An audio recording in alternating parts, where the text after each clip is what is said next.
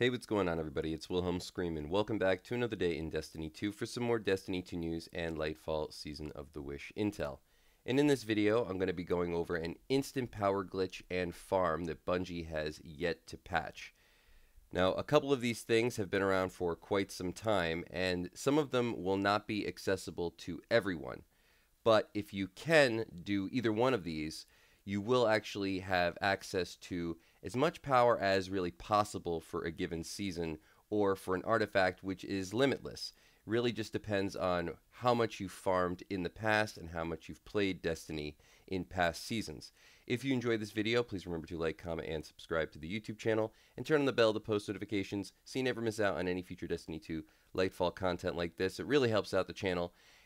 And of course, if you stick around till the end of the video, I'll have a secret hashtag you can leave in the comments section to be entered into the next giveaway for this video. And remember, I do that secret hashtag on all videos, so if you haven't done this on a previous piece of content on this channel, you can always go back, check out another video, and of course, do it again.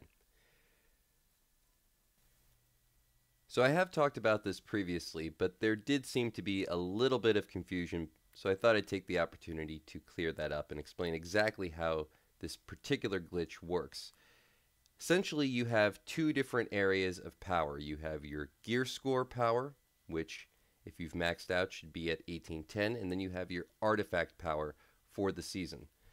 Now, the artifact power adds an unlimited supply of power based on how much you grind out XP. The previous season's artifact, the MPA Repulsion, retains that season's artifact power.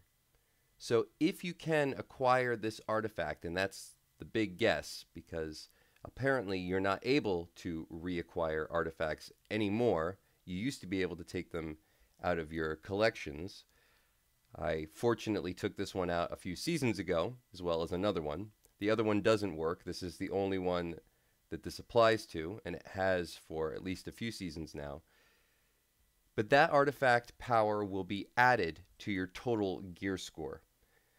So if your gear score is at 1810 and you, like me, had a 14 power artifact bonus from that season, I will be an 1824 based on that season's artifact power plus my current gear score. And even though it says that it's actually not adding anything and actually subtracting some of my gear score in order to compensate for what it sees as the total power that I'm allotted for this season, it actually is not doing that. You're not losing any of your gear score. It's just adding that season's artifact power to your current gear score. So if your current artifact power is higher than that previous season's, this won't matter. So long as your current artifact matches the artifact power from that season, you'll have the exact same outgoing damage, which is really what is affected by this particular glitch. It will not be the damage that you can retain, but the damage that you can put to enemies. Really helps a lot with higher level content, so things like legendary lost sectors or a raid or a dungeon. As you could see in this damage testing, in this legendary lost sector, I was doing about 200 more damage per shot with a hand cannon on red bar enemies. But again, that's because this artifact power was 3 higher than my current season's artifact power, which is adding 11.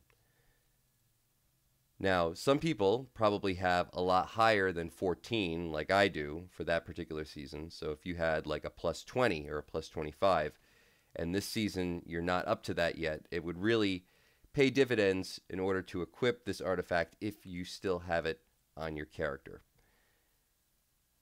Now, this glitch just has been around for so long that I thought a really good explanation of it would be necessary and just sort of an interesting thing to talk about. I'd be curious to hear what people think about this particular glitch, as, again, it's not accessible to everyone, as Bungie definitely knows it's a thing, but doesn't seem exactly know how to fix it, because you no longer can acquire, of course, previous season artifacts, but if you have them, you still have them. Now the next thing I want to discuss is really more of a farm than an actual glitch, though the method that we're going to be using in order to access this particular farm is sort of a glitch in my opinion, as it's a real carryover from a long time ago. A lot of people have probably noted that whenever the In the Deep mission is available on the moon, I like to make mention of it, as it's one of the only AFK XP farms still available in the game. All you have to do is simply load up the mission, take it to the very last part where you have to scan this lectern or totem, whatever you'd like to call it. It's probably neither one of those names in front of me. But once you've gotten to this point of the actual mission, you can actually set up an AFK farm here infinitely, and you can do this on consoles. If you're on a PC, it's even easier with macros.